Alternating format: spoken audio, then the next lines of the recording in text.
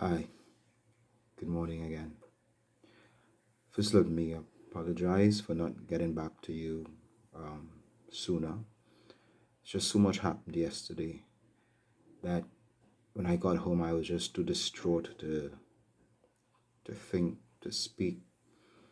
I just literally went into my room and just spent the rest of the night there in prayer and in supplication. Jesus went through the most atrocious, most inhumane, most humiliating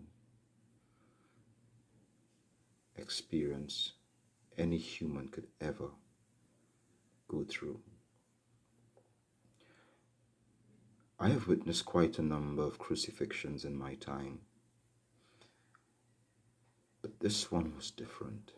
This one was different. Not just the agonizing pain and the torture that accompanied it, but just the way he died on the cross made this crucifixion unlike any other I have ever seen. And many of us share the same view. When I got into the city yesterday, the crowds were heading towards the area where they would normally, hand over prisoners and sentence people. And at the gates, the guards there were kind of sifting through the crowd and only allowing certain people in. Of course, I didn't get in. So I was able to hear quite a lot of what was going on. And what I did hear very clearly at one point in time were people shouting, "Crucify him, crucify him, crucify him." And then there was a point when I was hearing, "Free Barabbas, free Barabbas, free Barabbas." We on the outside were just trying to make sense as to what was going on. And what we found out was that Pontius Pilate offered to the crowd to free Barabbas or to keep Jesus. Free Barabbas or free Jesus. And the people shouted, "Free Barabbas." Now Barabbas was a known villain, criminal, and he was actually sentenced for death. But what did Jesus do? He was an innocent man. He did things for people like you and I that nobody else would. And yet here he is, being given as an option to a man who was a known criminal.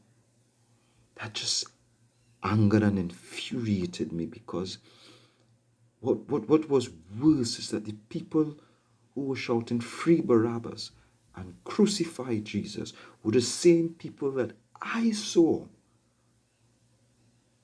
welcoming Jesus into Jerusalem, waving palms, throwing their cloaks on the ground, and shouting, "Hosanna, Hosanna to the Son of David." And now here these people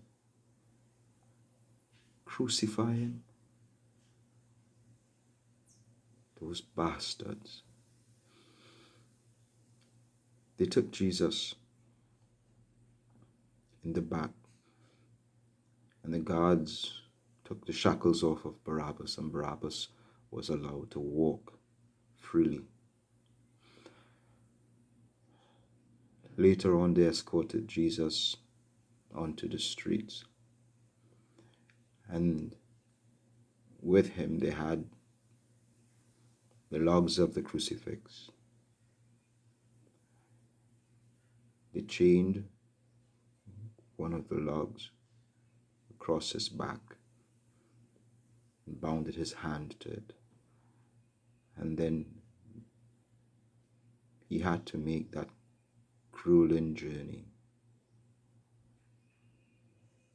up that hill. On his way, he was jeered at, spat upon, teased, tortured, kicked, ridiculed. You name it, they did it to him. I even saw what looked like a reed of thorns that was pinned to the skull of his head, and the blood just poured down his face.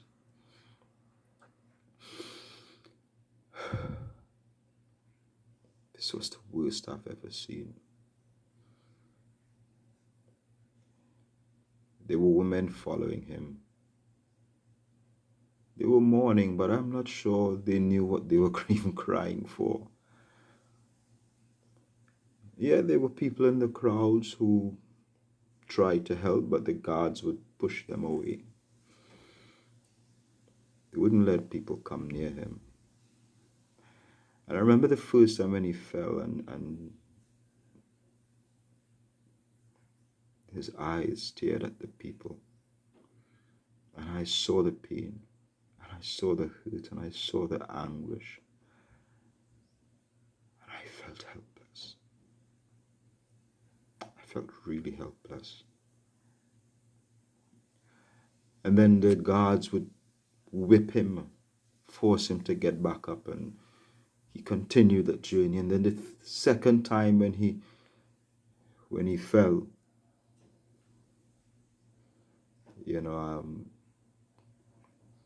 someone tried to clean the blood off his face and tried to even give him some water, but the guards just wouldn't let that. And they whipped him till he got back up, and then he continued on the journey. And then the third time when he fell, then they allowed someone who by the name of Simon of Cyrene, I vaguely remember seeing him around. He helped Jesus. Well, they made him help Jesus carry the cross the rest of the way. When they got to Golgotha, they threw him down. They laid him across the planks, and they pinned one hand, bounded it with rope, bounded the other hand on the other side, and then took some of the largest, rustiest, most horrific looking spikes. Poor excuse for nails. Those weren't nails. And they drove it into the middle of his hand, and with each strike, he screamed agonizingly. I could still hear the screams in my head. And they pounded that into his hand. And then they drove it into his other hand. And if that wasn't bad enough, they bounded his feet and drove an even longer spike straight through both his feet. And I heard Jesus cried like no human ever did. I heard a shout of agony and of pain I have never heard before. And then they hoisted the cross in the roughest manner. And the jerking and the pulling, the swaying and the moving, as he cried out with each motion. Among him were two thieves, one on either side. And I didn't hear clearly what was being said, but he spoke more to one than the other. And I am sure that, knowing who he was, that he was still giving hope to someone who felt hopeless. His mother, and only one of his disciples, John, and a few other faces I couldn't recognize, were standing at the foot of the cross. I wish I was able to get closer, but they just wouldn't let you. And he was speaking with them. And then at one time I heard as though he cried out for water, and one of the guards took a sponge and dipped it in something, I couldn't tell exactly what it was, and pushed it to his lips. And then I heard him raise his head to the heavens and said, "Father, Father, forgive them, for they know not what they have done." Could you imagine? Jesus is hanging from the limbs on a cross and is still praying for us, asking God to forgive us. This man is a man of love, a man who is now bearing the burdens and the pain for all humanity, and asking his Father to forgive us, we who put him there.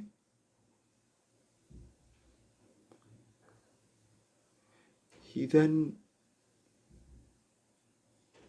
looked around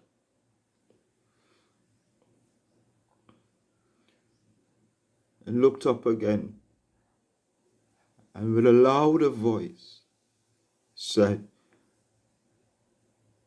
"Father, into your hands I commit my spirit." And with that, his head fell, and he died right before our eyes.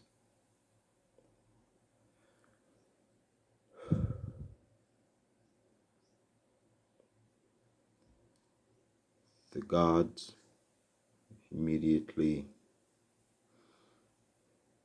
took the spear, and I don't know why, and thrusted it in his side, and blood and water gushed out. Maybe to see if he's really dead. Why would they do that? And then another one took a metal-head mallet and struck his feet as if to break it. Why would they do that? And then they realized he was dead. And immediately after that, and I think this is what made this crucifixion so differently, the clouds begin to become dark, almost as night, and the thunder rolled as it has never rolled before, and the lightning that struck the tops of mountains. And then the earth began to shake like it never shook before. And it's as though it opened up and began to swallow that which rested on it. And we knew that surely this was the Son of God. This was the Son of God.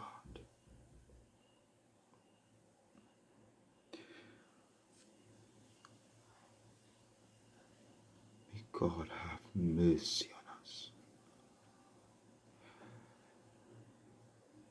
They then took him down from the cross, and the guards gave him to a man named Joseph, a well-to-do man who volunteered to keep him in his sepulchre. And his mother and those around him took him away. I tried to follow as much as I could to see where they were taking the body. And they took him into the tomb.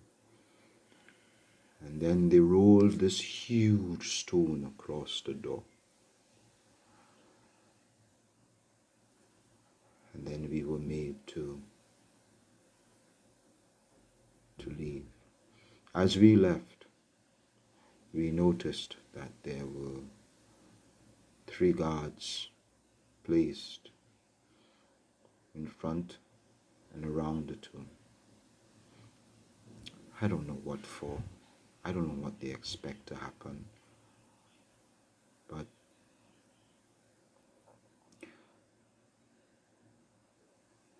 I will continue to pray for him. Pray for his soul. And pray for those who did this to him. But if he was who he said he was,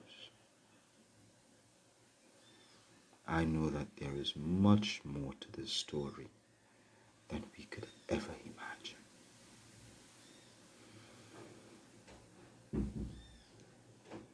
Tonight, keep Jesus in your prayer. And pray for all of us.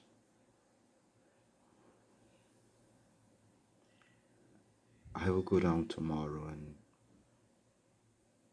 see if anything is happening. And I will let you know.